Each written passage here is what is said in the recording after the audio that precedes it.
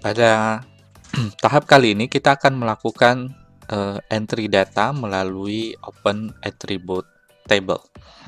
Kita buka petanya.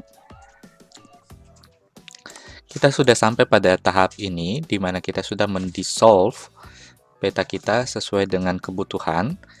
Yang kita butuhkan adalah wilayah kerja berdasarkan kecamatan. Selanjutnya kita akan mengentry data yang ada di wilayah ini. Misalnya di sini ada menu Open Attribute Table, Anda klik saja Open Attribute Table. Kemudian di sini berisi data-data yang tersedia yang bersumber dari SHP file. Ada beberapa data yang sebenarnya kita tidak terlalu butuhkan, jadi kita bisa coba hapus, misalnya dari desa, KW batas, dan seterusnya. Ini kita coba akan hapus, kemudian nanti kita akan belajar bagaimana menambah kolom atau variabel baru di data yang kita punya. Untuk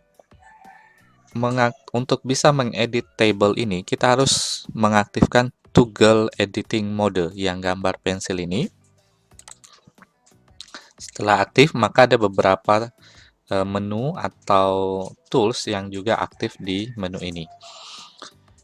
Untuk menghapus kolom, itu kita pakai delete field seperti ini. Kemudian kita select variabel atau kolom yang kita ingin hapus.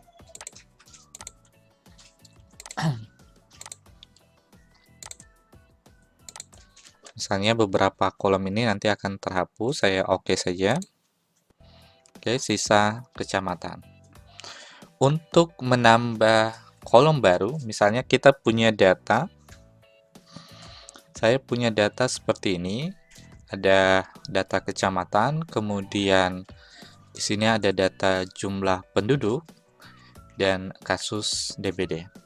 Data yang tersaji ini hanya data simulasi untuk latihan, bukan data sebenarnya ya. Kita akan coba mengentry data-data yang ada di sini. Caranya cukup mudah. Anda kembali ke Quantum JS-nya di Open Attribute Table ini.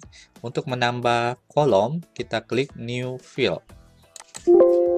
Nah, akan muncul add field seperti ini.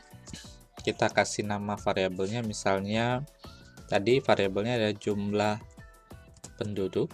Nah, nama variabel tidak boleh ada spasi ya, tapi boleh kita pakai under cross untuk memisahkan antara satu kata dengan yang lain. Pada bagian komen ini boleh ada spasi dan boleh panjang kalimatnya. Tipe, di sini saya akan menjelaskan beberapa tipe yang bisa di-entry di Quantum JS. Whole number, baik integer maupun integer 64 bit, ini bisa kita gunakan untuk mengentry angka bulat. Angka bulat 0, 1, 2, 3, dan seterusnya. Kalau kita memiliki angka desimal yang ada belakang koma, misalnya 5,5, 10,5, maka kita pakai decimal number, angka desimal. Kemudian kalau yang kita entry adalah kata atau teks, kalimat, itu kita pakai text string. Kalau kita mengentry nanti adalah tanggal, kita pilih date. Dan kalau kita mengentry tanggal dan jam, waktu, kita pilih date and time. Karena jumlah penduduk sifatnya angka bulat, maka kita pilih whole number. Length ini adalah berapa digit maksimal angka yang akan masuk. Misalnya di sini whole number 6 digit. Boleh lebih tapi tidak boleh kurang ya. 6 digit. Saya tulis oke. Nah, selanjutnya kita akan mengentry jumlah penduduk berdasarkan data yang tersedia. Saya kecilkan layarnya. Misalnya Makassar, Kecamatan Makassar itu nomor 13, 84, 143. Bontoala 62731. Nah, kita harus samakan dengan sorry, saya kecilkan lagi.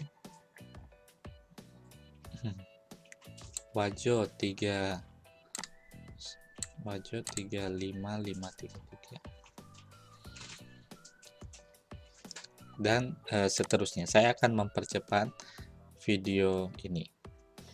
Selanjutnya nanti Anda juga akan harus menginput data kasus DBD dengan cara yang sama, membuat variabelnya terlebih dahulu di new field, kemudian mengentry datanya sesuai dengan data yang ada di sini.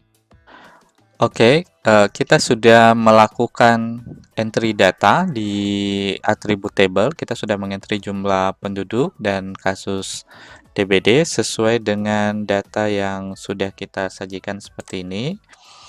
Selanjutnya, kita akan menggunakan fungsi yang namanya fill calculator di Quantum JS. Fungsi fill calculator di Quantum JS adalah untuk menggenerate angka yang keluar berdasarkan rumus yang sudah kita buat sebelumnya. Jadi misalnya kita membuat pada kasus ini ya, atau pada project ini kita misalnya ingin menuliskan incident rate DBD per kecamatan. Nah, kita sudah punya tuh data jumlah penduduk, juga data jumlah kasus DBD.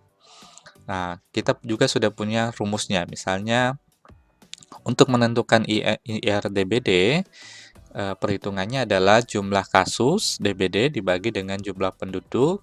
Misalnya konstantanya kita pakai 1000.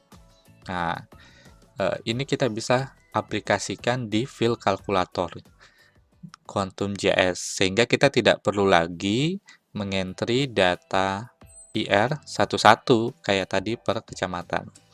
Caranya adalah kita kembali ke Open Attribute Table.